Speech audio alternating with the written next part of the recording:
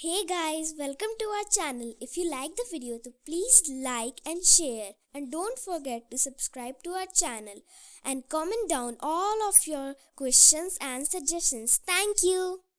नमस्कार दोस्तों, स्वागत है आपका अपने चैनल परिचय में।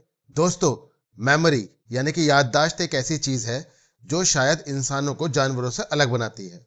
हालांकि कहा जाता है कि जानवर भी कभी भूलते नहीं है, लेकिन फिर भी इंसान ही एक ऐसा जीव है जो कि अपनी मेमोरीज का इस्तेमाल सारी जिंदगी अपने आप को आगे ले जाने के लिए करता है।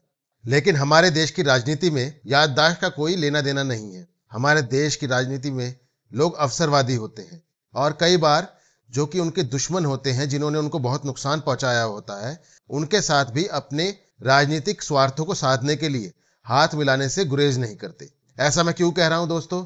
इसके लिए मैं आपको बताना चाहता हूं 2013 में 26 मई यानी आज ही के दिन हुए एक नक्सली हमले के बारे में। आज ही के दिन नक्सलियों ने छत्तीसगढ़ में झीरम घाटी में हमला किया था और कांग्रेस के बहुत सारे नेताओं को मार दिया था। अंत में उन्होंने कांग्रेस के नेताओं के शवों पर चढ़कर डांस भी किया था। लेकिन उसके 4-5 साल बाद की बात आप देखें तो हम देखते हैं कि कांग्रेस नेता किस तरह बेशर्मी के साथ नक्सलियों का समर्थन करते हैं और कहते हैं कि अगर उनको नक्सलियों को समर्थन करना पड़े या उनको समर्थन लेना पड़े सत्ता में वापस आने के लिए, तो उन्हें इससे कोई दिक्कत नहीं है। तो दोस्तों, अभी मैं आपको बताता हूं कि आखिर क्या हुआ था उस दिन जिस दिन यह नक्सली हमला हुआ था। छत्तीसगढ़ में नक्सलवाद एक बड़ी समस्या है। जब भी इस राज्य में नक्सलवाद का जिक्र होता है तो साल 2013 में झीरम घाटी में हुए नक्सली हमले का जिक्र जरूर आता है। देश के इतिहास में इसे सबसे खौफनाक नक्सली हमले के रूप में जाना जाता है। हालांकि हमारे देश में इससे भी बड़े बड़े नक्सली हमले हुए थे जिसमें कि सिक्योरिटी फोर्सेस पर्सनल की जान जाती रही, लेकिन आम इंसान या सिक्योरिटी पर्सनल जो होते हैं उनकी जान का हमारे देश में कोई मोल नहीं होता। और जब कोई एक नेता मरता है तो हमें लगता है कि दुखों का एक पहाड़ देश के ऊपर टूट पड़ा है। हालांकि ये नेता कितने सच्चे होते हैं और देश के लिए कितना काम करते हैं, यह तो एक चर्चा का विषय है। खैर, आगे बढ़ते हैं। तो इस हमले में नक्सलियों ने कई कांग्रेसी नेताओं को मौत के घाट उतार दिया था। आज यानी 26 मई को ही नक्सलियों ने झीरम घाटी में इस खूनी खेल को अंजाम दिया था। छत्तीसगढ़ में साल 2013 के आखिर में विधानसभा चुनाव होने वाले थे।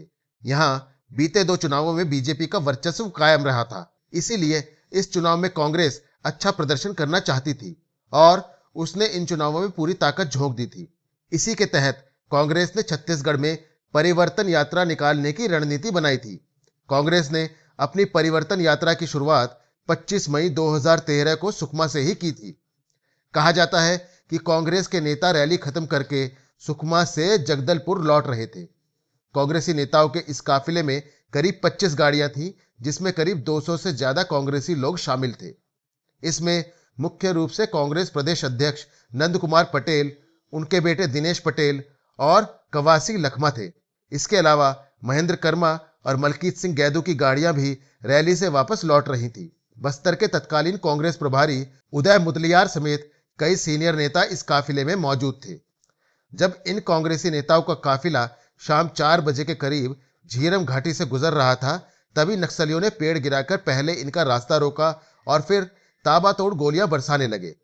किसी कांग्रेसी नेता को यह समझ नहीं आ रहा था कि आखिर ये हो क्या रहा है और ना ही किसी को संभलने का मौका मिला।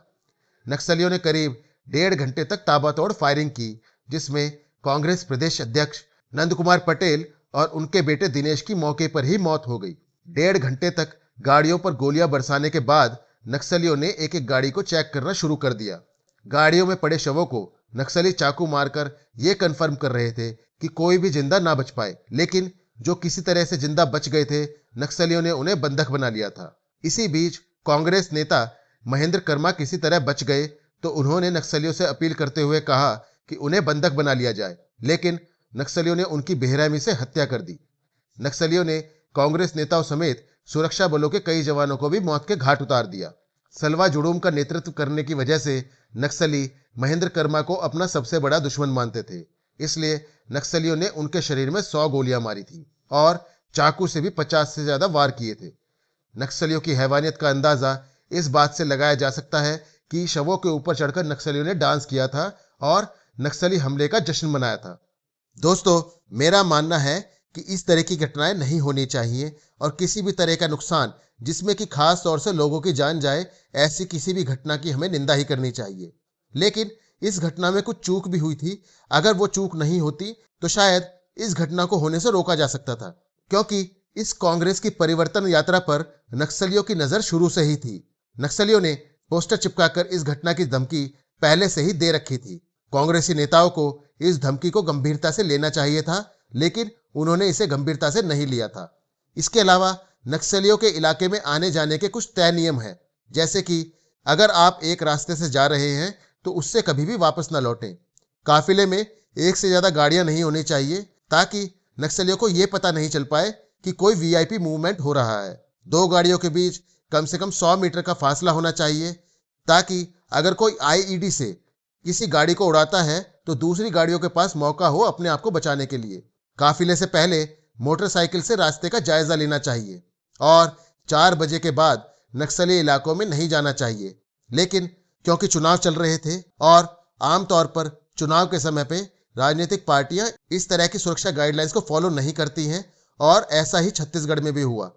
अगर कांग्रेस के नेता इन गाइडलाइंस को फॉलो करते तो शायद यह घटना नहीं होती, लेकिन क्योंकि उन्होंने सावधानी नहीं बरती तो इसलिए नक्सलियों को मौका मिल गया घात लगाकर हमला करने का। दोस्तों, 6 अप्रैल को मैंने एक वीडियो बनाया था जिसमें कि मैंने दांतेवाड़ा में हुए नक्सली हमले के बारे में आप सबको बताया था।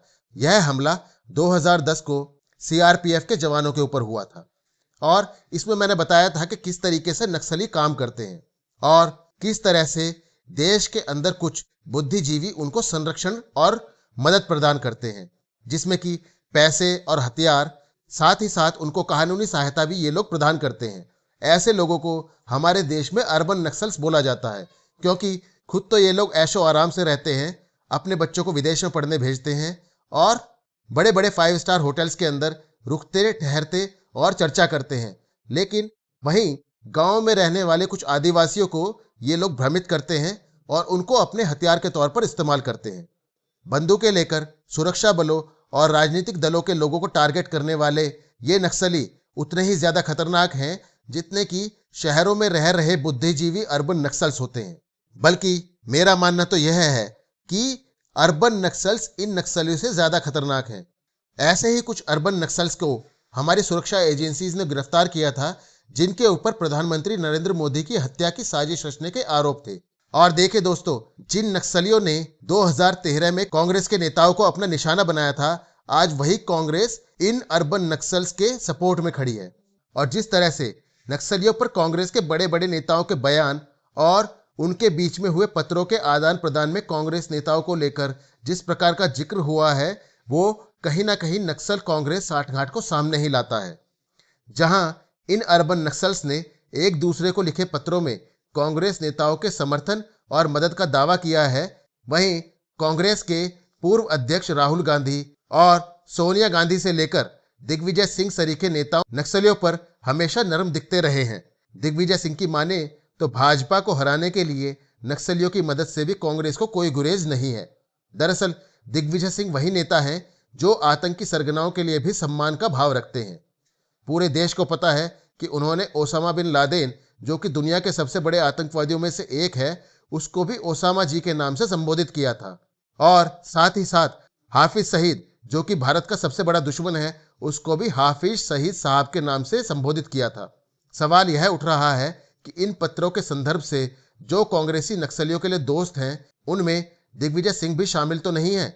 भीमा कोरेगांव हिंसा मामले में जून में गिरफ्तार रोना विल्सन के लैपटॉप से एक कॉमरेड के मिले ईमेल में देश में अराजकता फैलाने के लिए कांग्रेस का साथ मिलने का दावा किया गया था। कॉमरेड प्रकाश द्वारा कॉमरेड सुरेंद्र को भेजे एक पत्र में लिखा गया था कि कांग्रेस नेता आंदोलन को उग्र करने के लिए उनकी योजना में फंडिंग करने को तैयार है। पत्र में कांग्रेसियों को दोस्त बताते हुए जिस फोन नंबर का उल्लेख किया गया था, वह कांग्रेस पार्टी की वेबसाइट पर दिग्विजय सिंह का नंबर है। दिसंबर 2014 झारखंड विधानसभा चुनाव में पार्टी उम्मीदवारों के लिए प्रचार करते हुए दिग्विजय सिंह ने कहा था कि भाजपा को हराने के लिए नक्सली कांग्रेस का साथ दे। उन्होंने नक्सलियों को हिंसा छोड़ कांग्रेस में शामिल होने का भी निमंत्रण दिया था। तो दोस्तों देखिए किस तरीके से नक्सली कांग्रेस के बहुत सारे नेताओं को मार देते हैं और अगर ऐसा कहा जाए कि उस वक्त की जो छत्तीसगढ़ के बड़े बड़े सारे कांग्रेसी नेता थे उनको नक्सलियों ने मार दिया था, तो यह कहना भी कोई गलत नहीं होगा। और उसके बाद से ही जैसे ही कांग्रेस सत्ता से बाहर हुई और उनके बुरे दिन शुरू हुए, तो कांग्रेस ने हर उस देश विरोधी ताकत से हाथ मिलाया जिससे कि इस देश को खतरा है। और ऐसा उन्होंने क्यों किया? ताकि वो किसी भी तरीके से सत्ता में वापस आ सके। इसीलिए दोस्तों, वीडियो के शुरू में मैंने आपसे कहा था कि राजनीति में अक्सर यह देखा गया है कि अपने राजनीतिक हितों को साधने के लिए कई बार राजनीतिक पार्टियां उन दुश्मनों से हाथ मिलाने से भी गुरेज नहीं करती जिन्होंने कि उन्हें बहुत ज्यादा नुकसान पहुंचाया हो।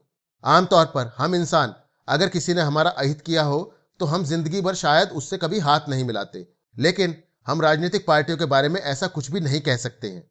दोस्तों, आमतौर पर पॉलिटिशियंस के बारे में हमारे देश की जनता सोचती है कि वो लोग करप्ट होते हैं। हालांकि उनका ऐसा सोचना भी गलत नहीं है, पर मैं नहीं समझता कि हर पॉलिटिशियन करप्ट होता है। और मैं यह भी नहीं समझता कि उस वक्त जितने भी राजनीतिक लोग मारे गए थे इस हमले के अंदर, वो सभी के सभी भ्रष्ट थे। तो मैं इस हमले की निंदा करता हूं। वहीं मैं अपने देश के लोगों से यह प्रार्थना करता हूं कि वो सरकार के ऊपर इतना दबाव बनाए कि सरकार देश के अंदर बैठे उन अर्बन नक्सल्स के ऊपर शिकंजा कसे जो अंदर से इस देश को तोड़ने की तैयारी कर रहे हैं। सुरक्षा बलों को खुली छूट दी जाए ताकि वो हथियार लिए हुए इन नक्सलियों का सफाया पूरे तरीके से कर सके।